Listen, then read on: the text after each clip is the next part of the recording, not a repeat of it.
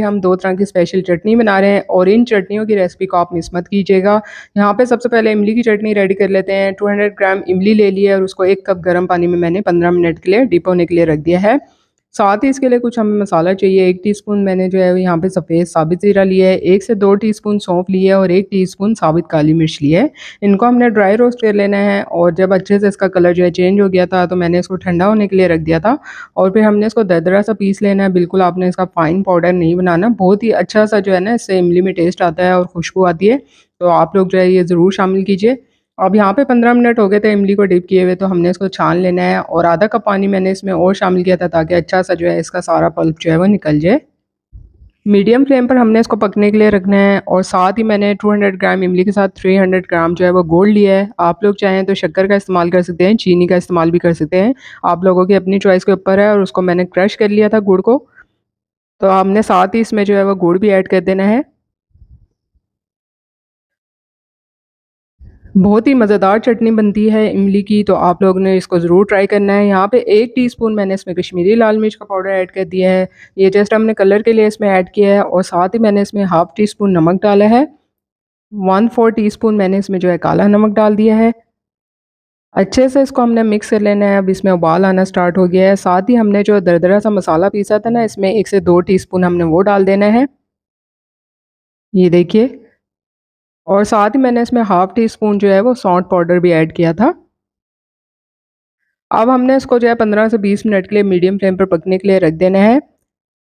साथ ही साथ हम हरी चटनी भी रेडी कर लेते हैं। इसके लिए मैंने पुदीने की पत्तियाँ ले ली थी और इसके लिए हरा धनिया लिया था, 2 अदद हरी मिर्चें ली थी।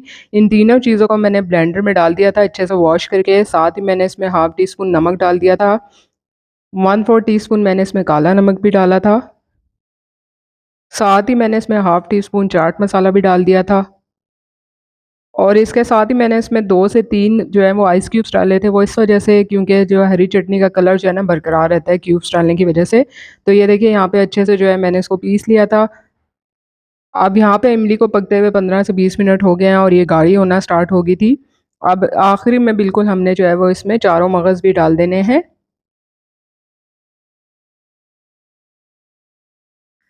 इसको आप ठंडा करके 2 से 3 महीने तक फ्रिज में रख सकते हैं और किसी भी तरह की चाट में आप जो है वो उसको यूज़ कर सकते हैं। बहुत ही मज़ेदार बनती है। मैं आपको करीब से भी दिखा रही हूँ इसकी लुक। तो ये दोनों चटनियाँ जो हैं वो स्पेशल किस्म की तो देखिए यहाँ पे जो है मैंने थोड़ा-सा दही लिया था और उसमें चटनी को जो हरी चटनी हमने बनाई थी वो डाल देनी है और उसको अच्छे से हमने मिक्स कर लेना है। किसी भी तरह के खाने के साथ भी आप ये जो है ना इस तरह का चटनी आप यूज़ कर सकते हैं। बहुत ही मज़ेदार होती है और हाज़मे के लिए भी इंतहाई मुफ़ीद होती है।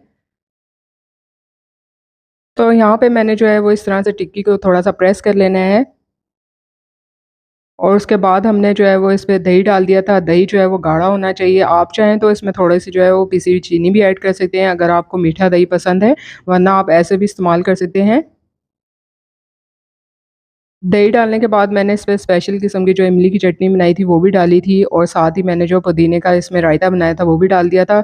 यकीन कीजिए इतनी लज़ीज़ और मज़ेदार बनी थी ना खाने में और गरम-गरम खाने में इसको बहुत ही ज़्यादा मज़ा आता है। तो आप लोग जो है ना इसको क्रिस्पी आलू टिक्की चाट को ज़रूर ट्राई कीजिएगा। उम्मीद करती हूँ कि आपको आज की ये रेसिपी पसंद आएगी। रेसिपी पसंद आई है लाइक और शेयर करना बनता है, साथ-साथ चैनल को सब्सक्राइब कीजिए। आप लोगों के लिए इसी तरह से आसान, मज़ेदार और चटपटी सी रेसिपी शेयर करती रहूँगी। जल्दी मिलूँगी आप लोगों से नई और मज़ेदार रेसिपी के साथ। लेकिन उसके लिए आपने मेरे चैनल को सब्सक्राइब ज़रूर करना है और बेल आइकन के बटन को प्रेस करना है ताकि मेरी हर आने वाली वीडियो रेसिपी आपको बर वक़्त मिल सके। अल्लाह हाफ़िज़।